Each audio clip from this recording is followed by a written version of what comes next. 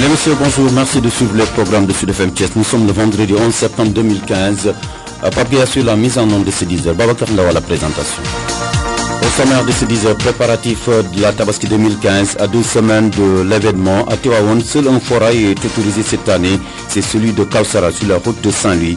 Ainsi en a décidé la municipalité. Les détails dans ces 10 heures avec Babacar Sow. Pendant ce temps, les autorités municipales de Thiès Nord s'activent également pour désengorger les principales artères du marché central. Un nouveau site a été donc aménagé pour les ambulants. Le dernier délai c'est demain. Suspension du mot d'ordre de grève des détaillants qui, la grève initialement prévue lundi et mardi prochain a été suspendue. Cela fait suite à leur rencontre avec le gouverneur de région. Promotion de l'autosuffisance alimentaire au Sénégal, l'électrification des rizières et celle des forages pourrait y contribuer grandement. Pour ce faire, le ministre de l'Énergie et du Développement des énergies renouvelables annonce un vaste programme d'électrification. Tiano Alassane Sall était hier à Noto Djobas. Riposte des jeunes de Réunis suite aux attaques proférées par les apéristes sur leur leader Idrissa Seck. Les jeunesses réunisses estiment que leur est au bilan et au travail, mais pas à la politisation des institutions. Et puis nous reviendrons également sur la session de formation des élus locaux de la commune de Thiès Nord. Thiès Nord qui est la seule commune de Thiès bénéficiaire éligible donc sur les 40 communes du Sénégal. C'est dans le cadre donc du programme de développement communal pour les 6 prochaines années. Tout de suite le développement. À moins de 2 semaines de la fête de la Tabaski, seul un forail est autorisé cette année à Tivaouane, c'est celui de Kausara sur la route de Saint-Louis, ce qui n'est pas du goût de tous les éleveurs. Ainsi en a décidé la municipalité. Tivaouane Babacar Sow. À Tivaouane, pour la Tabaski de cette année, il n'y aura pas de bétail en errance dans la ville, encore moins de forail spontané comme il était de coutume. Décision prise par la mairie qui décide d'amener tous les vendeurs de moutons au forail de Kausara à la sortie de la ville, route de Saint-Louis. Une mesure qui vise à lutter contre l'encombrement dans la cité religieuse. Selon l'institution municipale, des dispositions sont prises avec le concours des forces de police et de gendarmerie pour assurer la sécurité. Mas Diagne, premier adjoint au maire de Tivaouane. Pour cette année, nous avons pris la décision d'amener tous les vendeurs de moutons au forail. Le forail qui se trouve à la sortie sur la route de Saint-Louis, parce qu'il y avait vraiment un encombrement par rapport à certaines rues qui se trouvent à l'intérieur donc de la ville. Pour cette année, toutes les dispositions seront prises pour mettre en place de l'eau, de l'électricité, et que la police et la gendarmerie aussi veilleront que les rues soient désencombrées. L'errance ne sera pas tolérée parce qu'on avait vu avec l'errance de ces bétails, la sécurité ne pouvait pas gérer, n'est-ce pas, tous ces problèmes de vol. C'est pourquoi nous voulons cette année les rassembler tous au forail. Une mairie qui rassure avec la réticence des vendeurs de moutons qui pensent qu'avec cette mesure, ils ne vont pas s'en sortir. Une mission qui ne va pas être facile selon Mas Diagne, premier adjoint au maire de Tivaouane. Ça ne va pas être facile parce que présentement même, il y a des éleveurs qui pensent que si on les déplace, vraiment, ils ne vont pas s'en sortir parce qu'ils ont l'habitude de se mettre dans ces rues-là. Mais vraiment, nous avons essayé de les déplacer cette année au forail pour plus de sécurité. Nous essayerons de les mettre dans les meilleures conditions possibles en faisant des amener d'eau, d'électricité. Même s'il faut mettre des bâches parce que comme nous sommes en saison des pluies, pour leur permettre d'être dans de bonnes conditions. Décision prise cette semaine au sortir d'un CDD organisé dans cette ville où l'effervescence des préparatifs de la fête de Tabaski ne se fait pas encore sentir. Tivaouane, Babacar Sow pour Sud FM. Lutte contre les occupations anarchiques, Babacar Sow, dans les artères du marché central de Thiès, le maire de la commune Nord déplace les ambulants de Petersen dès demain. Leur nouveau site est disponible selon le maire Lamine Diallo. La mesure que j'ai prise aujourd'hui même, c'est tout simplement, il y a un site qu'on a déjà aménagé. Donc il reste l'éclairage. Aujourd'hui, nous sommes en train de mettre l'éclairage pour pouvoir mettre tous les ambulants sur ce site-là. Dès lundi, il y aura une opération parce qu'on ne peut pas permettre que le marché central soit quand même, que ces issues soient bouchées. Donc aujourd'hui, et cela c'est par rapport à la Tabaski, c'est un marché central qui connaît une affluence. Les gens vont venir et aujourd'hui c'est la responsabilité de la collectivité de veiller à ce que les accès au marché soit totalement libéré et c'est la raison pour laquelle aujourd'hui nous avons dit aux ambulants dès samedi de regagner leur site habituel pour pouvoir véritablement exercer tranquillement leurs activités. Le maire Lamine Diallo s'est prononcé hier en marge d'une session de formation des élus locaux, une formation cofinancée par le PNDL et la mairie de Thiès-Nord. D'ailleurs, nous entendrons dans quelques instants le président de la commission études, planification et suivi à la mairie Nord, le colonel Babacar Boy. Et puis, bonne nouvelle pour les consommateurs de Thiès, la grève des 14 et 15 initialement annoncée par les détaillants est suspendue si l'on se fie à ce communiqué signé par le président du collectif des détaillants et boutiquiers de Thiès, El Jabel Dieng.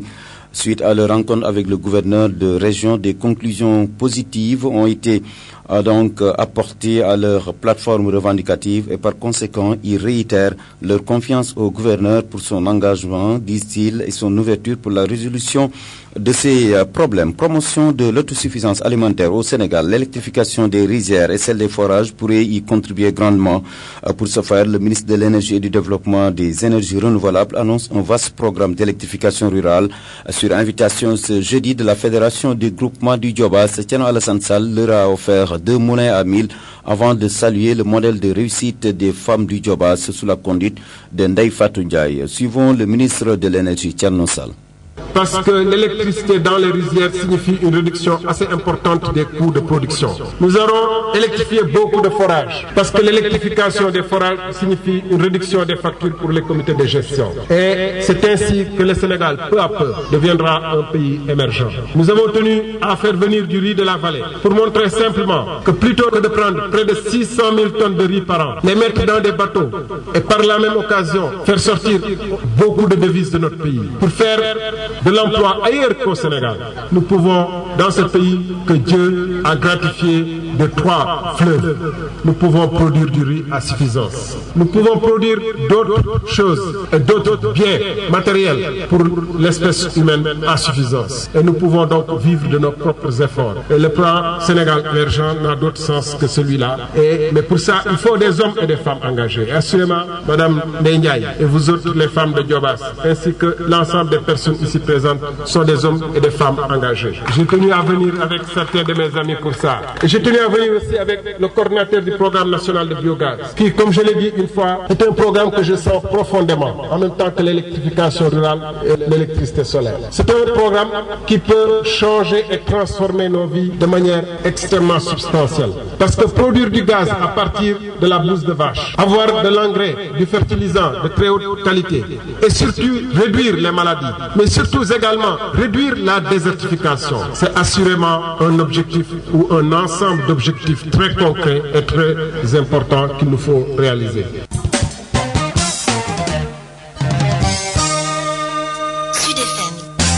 Levé de bouclier contre le président du conseil départemental de Thiès, Idrissa Seck, ne peut être ébranlé par l'opposition à Thiès. C'est la conviction des jeunes réunistes qui sonnent la fin de la récréation. L'adjoint au maire Ousseynou Gueye et leur président. Idrissa a une mission très claire, c'est de réorganiser le conseil départemental, vu tout ce qui s'est passé avec l'acte 3 de la décentralisation, qui a été taillé sur sa personne pour essayer de lui barrer la route. Mais malgré tout ça, il s'efforce à faire des réalisations pour améliorer les conditions de vie des populations thiessoises. Et c'est ça qui est important. Les lieutenants du maire sortant de Thiès sont formels. Le combat de la paix est celui de la demande sociale des Sénégalais et non contre Idrissa Seck. Depuis plus de 3 ans, Macky ne fait que des promesses. Il n'y a aucune réalisation en cours. Même les chantiers qu'il a trouvés, il ne peut pas les terminer. L'autre aspect, les problèmes sociaux, que sont l'éducation, la santé, il ne peut pas y apporter de réponse. Vous avez noté actuellement combien de milliards on a investi dans les inondations à Dakar. Aujourd'hui, il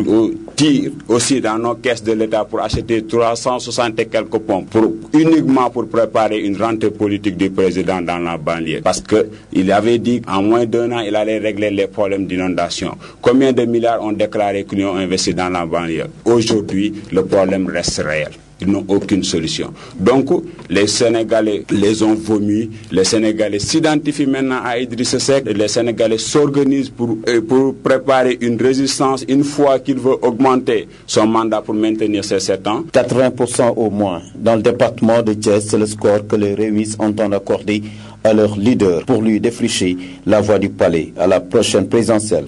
Je vous le disais, en titre renforcement des capacités des élus de la commune de Thiès-Nord sur l'acte 3 de la décentralisation. La session de 3 jours prend fin ce vendredi. Le colonel Ababacar Boy est le président de la commission études, planification et suivi du conseil municipal de Thiès-Nord. L'opportunité d'une telle formation rentre dans le cadre d'un vaste programme défini par le maire pour un peu mettre à niveau les élus. C'est la première législature pour un certain nombre d'élus. Et également, quand on fait le profil des élus, on voit un peu que d'une manière générale, c'est un profil qui est relativement bas. Donc il fallait aujourd'hui que notre première action soit une action de renforcement des capacités. Donc aujourd'hui, parmi les 3 communes de Thiès, vraiment c'est la première commune encore qui a commencé ce programme de formation-là pour mettre les élus à niveau. C'est pourquoi on a développé grosso modo 4 thèmes. Vraiment un grand thème concernant la décentralisation, toute la réforme, mais l'acte 3 dont on crie tant, quelle est vraiment la différence entre l'acte 3 et les actes qui l'ont précédé, pourquoi on l'appelle acte 3, qu'est-ce qui a vraiment changé et qu'est-ce qu'ils doivent savoir aussi et qu'est-ce qui doit être aujourd'hui le comportement de la municipalité vis-à-vis de la mise en œuvre que de l'acte 3. Je crois que ça c'est un problème important. Et la deuxième activité qui est même plus importante que la décentralisation, c'est l'aspect planification. Parce qu'en tant que également président de la cellule études et planification, j'ai élaboré des termes de référence qui a permis aujourd'hui au PNDL au niveau national vraiment de choisir Thiès Nord comme une commune test au niveau de toute la région de Thiès. Donc il y a un département qui a été choisi par région, c'est le département de Tivaouane. Une ancienne communauté rurale qui est devenue commune, c'est la commune rurale de Malicounda. Et une seule commune qui est la commune de Thiès Nord. Et là, on doit tester le nouveau guide de planification locale qui doit donc s'appuyer sur de nouveaux outils. Donc cette planification était importante parce qu'il fallait aujourd'hui préparer un peu l'ensemble des conseillers à pouvoir faire cet exercice-là qui doit conduire à l'élaboration d'un plan de développement communal. Le formateur a évoqué ces problèmes, ces difficultés de recouvrement. Pourtant, l'assiette fiscale quand même de Thiès est très élargie. Quel doit être aujourd'hui, disons, l'apport de ces conseils que vous êtes en accord avec les sources de l'État pour vraiment recouvrer ces taxes? C'est-à-dire là, c'est à plusieurs niveaux, même pas un problème de moyens, mais un problème d'organisation. Aujourd'hui, Thiès Nord est divisé en 19 quartiers. Ces 19 quartiers doivent aujourd'hui mettre en place des délégués et des conseils de quartier. Et ces conseils de quartier deviennent chacun, en ce qui le concerne, sensibiliser les populations au niveau de ces quartiers pour pouvoir payer. Donc je crois que c'est un problème d'organisation. Les gens ne veulent pas payer, mais ils ne comprennent pas qu'est-ce qu'ils doivent payer. Et la mairie également ne sait pas qu'est-ce qu'ils doivent mettre en œuvre, quels sont les outils à mettre en œuvre pour le faire. Donc je crois que c'est plutôt un problème d'organisation. Et si on s'organise et que les conseillers qui sont là puissent informer, sensibiliser les populations, je crois que les populations seront en mesure de payer donc cet impôt. Parce qu'avec l'impôt, c'est différent des taxes, il n'y a pas de contrepartie, c'est quelque chose qu'on doit obligatoirement payer. Babacar Ndaw. Mesdames et messieurs, c'est la fin de cette édition. Juste pour rappeler ce séminaire de Macky 2012, une rencontre prévue demain à Thiès. La rencontre sera présidée par l'envoyé spécial du chef de l'État, l'ancien premier ministre du Sénégal, Aminata Touré. L'après-midi, cette grande assemblée générale prévue à Tivaouane, c'est à l'initiative de l'ancien député libéral devenu apériste, Assoukan Sall. Et puis retenez également la 15e édition des journées médicales de Pire qui s'ouvre ce matin. Mesdames et messieurs, c'en est tout pour la version française. Nous sommes aujourd'hui le vendredi. Ne quittez pas l'écoute dans